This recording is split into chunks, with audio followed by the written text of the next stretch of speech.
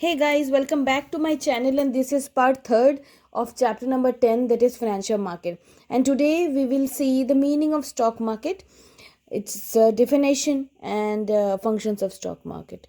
That is stock exchange. Okay, अब आपको ये बताना है मुझे कि स्टॉक एक्सचेंज का दूसरा नाम क्या है, ठीक है, जो कि हमने प्रीवियस वीडियो में बहुत बार ही देखा।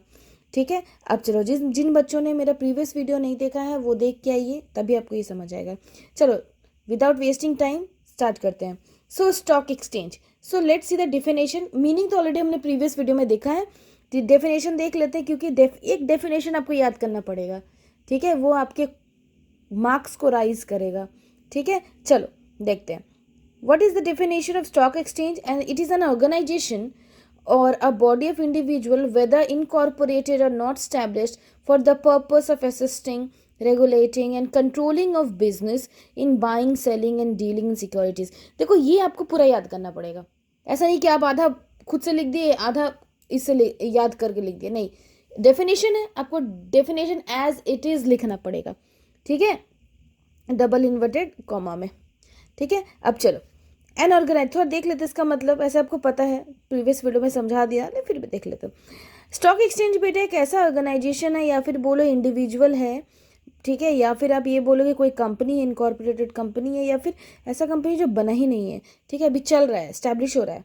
ठीक है, वो क्या करती है? वो असिस्ट करती है, रेगुलेट करती है, कंट्रोल करती है of business in buying and selling. ठीक है, खरीदना और बेचना, किसको? सिक्योरिटीज को, उसको बोलते हैं स्टॉक एक्सचेंज। ये इन्फॉर्मेटिव है। फर्स्ट स्टॉक एक्सचेंज जो है इंडिया में, ठीक है, और बोल सकते हो कि एशिया का सबसे लार्जेस्ट बोल सकते हो। ठीक है, सॉरी ओल्डेस्ट। ठीक है, क्या है स्टॉक मार्केट? क्या है? बॉम्बे स्टॉक एक्सचेंज, जो कि बना था 1875 में मुंबई में। ठीक है, उस टाइम में बॉम्बे नाम था। ठीक है, चलो अब ये देखते हैं। ये आप एक किक बोल सकते हो ना, किक है, आप एड ऑन कर सकते हो, अच्छा इन्फॉर्मेशन है। ठीक है, चलो अब देखते हैं फंक्शंस ऑफ स्टॉक मार्केट। क्या करता है स्टॉक मार्केट भाई, बताओ। मैं नहीं भी बताऊंगी तो भी तुमको पता होना चाहिए कि स्टॉक मार्केट करता क्या है। ठीक है, सबसे पहला बहुत इंपॉर्टेंट है, इकोनॉमिक बैरोमीटर है। इकोनॉमिक बैरोमीटर क्या है? देखते हो जब कोविड आया था, ठीक है, तो कैसे स्टॉक्स के प्राइस घट गए।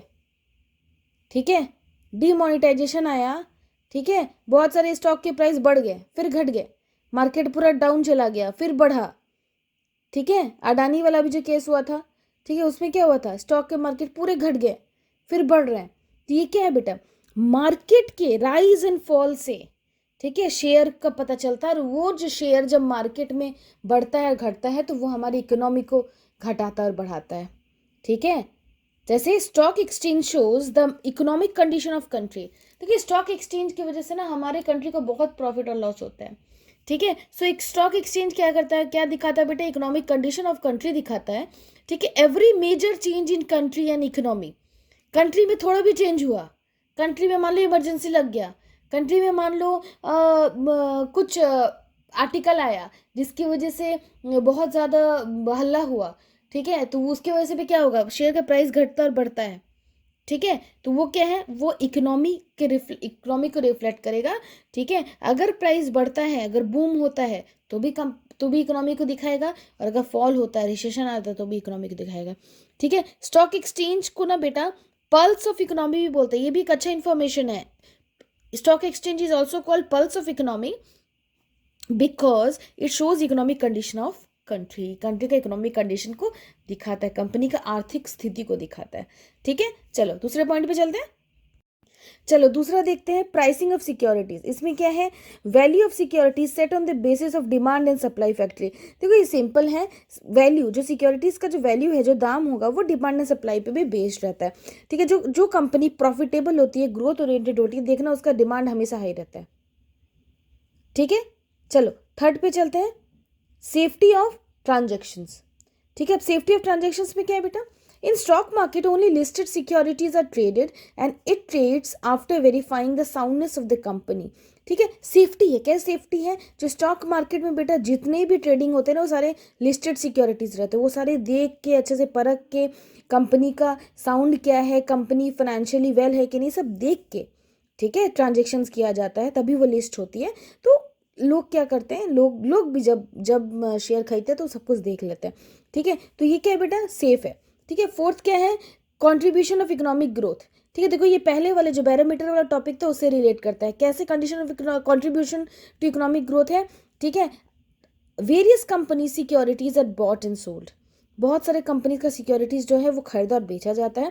This process of disinvestment and re investment, बहुत सारे कंपनी मार्केट में डिसइन्वेस्टमेंट भी होता है, फिर से री इन्वेस्टमेंट होता है। तो इससे क्या होता है ना बेटा, एक अच्छा investment proposal, productive investment proposal क्या होता है, क्रिएट होता है, जिससे कि मार्केट में पूरा पैसा आता है और इकोनॉमिक का ग्रोथ भी होता है। ठीक है, लास्ट पॉइंट देखते हैं, लिक्विडिटी। ठीक है, लिक्विडिटी में क्या है, the main function of stock market is to provide ready market for sale and purchase security. Liquidity का मतलब होता है कि जो कैश में कन्वर्ट कर दे। ठीक है, अब मार्केट में बेटा पैसा घूमता है, ठीक है, सेल और परचेज करेंगे तो मार्केट में पैसा घूमते रहेगा। That is investment can be converted into cash when ever they need. ठीक है, लोगों को पैसे की जरूरत है, अगर शेयर खरीदा हुआ है बेच दो, मार्केट में पैसा है ही, वो आपके पास पैसा आ जाएगा।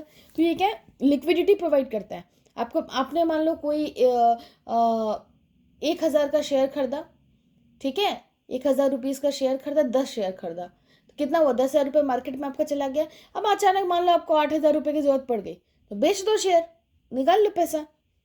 ठीक है, निकाल के क्या करोगे, अपना यूज़ करो उस पैसे को। इसका मतलब क्या है, मार्केट में लिक्विडिटी क्रिएट करता है, मार्केट में पैसा घूमता है। ठीक है, ऐसा नहीं कि आप निकाले और आया ही नहीं पैसा, वैसा नहीं होता है।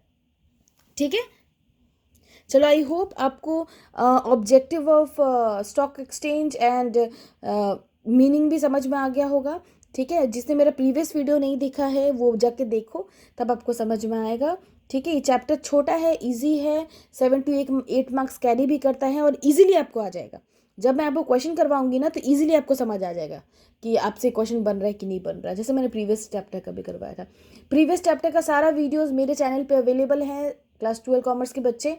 ठीक है, अच्छे स्कोर कर सकते हैं, बिजनेस स्टडी को एक पावर बनाइए। ठीक है, बिजनेस स्टडीज़ का को अच्छे से पढ़िए ताकि आपको मार्क्स बहुत अच्छे से आए।